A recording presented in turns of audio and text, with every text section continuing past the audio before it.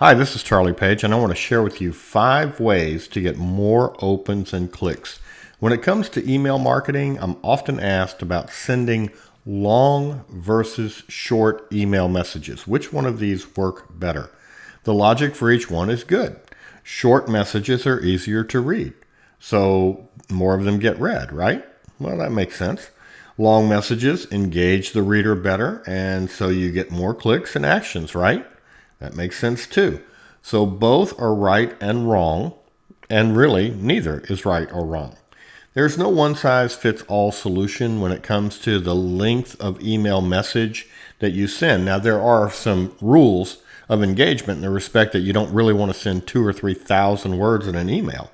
But generally speaking, there's really no one-size-fits-all solution. So it's wise to think about what type of message you're sending a person before you send it. Let me give you a few guidelines that I think will help. I've done these and they help tremendously with our clicks and our open rates. Suggestion number 1, make your message as long as it needs to be and no longer. Now, I know that sounds silly, but it's true. Always read your email through and take out any extra words that you can. This is just good writing practice in general. If you're going to write anything, it's always good to read your work and take out any extra words that you can. You'll find this shortens your email by about 20% in most cases. Now, there's nothing wrong with repeating yourself in an email. I'm not talking about that. Repetition is the mother of learning, and it's the architect of action. So you definitely want to repeat yourself in your email if that's what you want to do to make your point. But I'm just talking about extra words that don't need to be there. Suggestion number 2, content messages can be longer than selling messages because you're sharing helpful content. It's more like an article. That said, don't send the entire article. That would be a mistake in your email. You really don't want to send an entire article in an email, and here's why. The point of the email is to get the click. Even if your email is teaching, if what you're doing is sharing helpful information, you really want to get the click.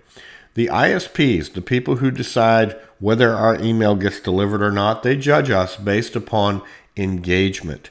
Someone who gets better opens and clicks will actually get more email delivered. So it's very important that your email gets opened and it gets clicked. And if you share your entire content message inside the body of the email, then you're going to get fewer clicks. Suggestion number 3, you want to vary the length of your messages. Don't always send the same length of message. This is very important.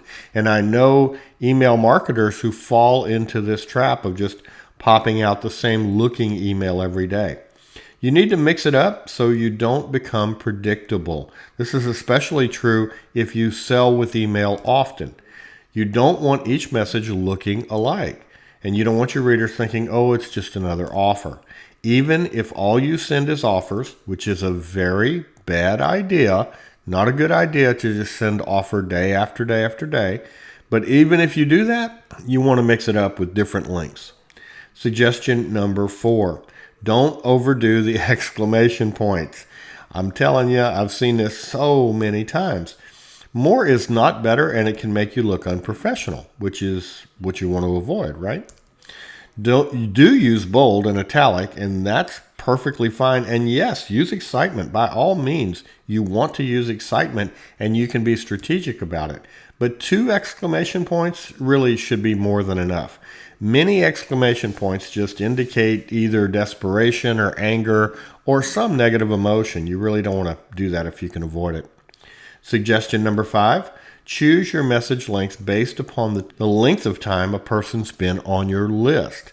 A person's interest in you is at its peak when they first subscribe.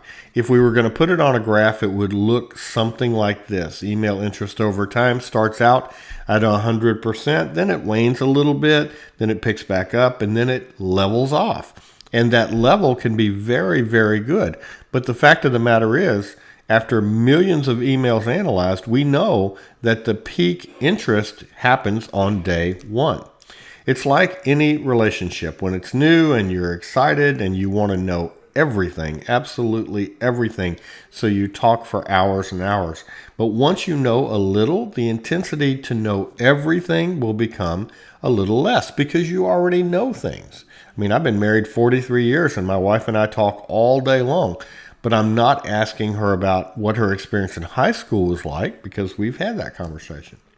So your first two messages, also known as your welcome series, can be a bit longer. And if you're not using a welcome series to introduce yourself to new subscribers, this is a big mistake. So definitely get yourself a welcome series. If you need help with that, go to charliepage.com and I'll help you with it. Use these suggestions today to make your list healthier, increase your open rates and your click rates too, and sell more. And those are beautiful things indeed. If you like this, you can get much more at charliepage.com. I'd appreciate it if you take a moment to share this video with your friends. This is Charlie Page, and I thank you for being here, and I hope you have an excellent day.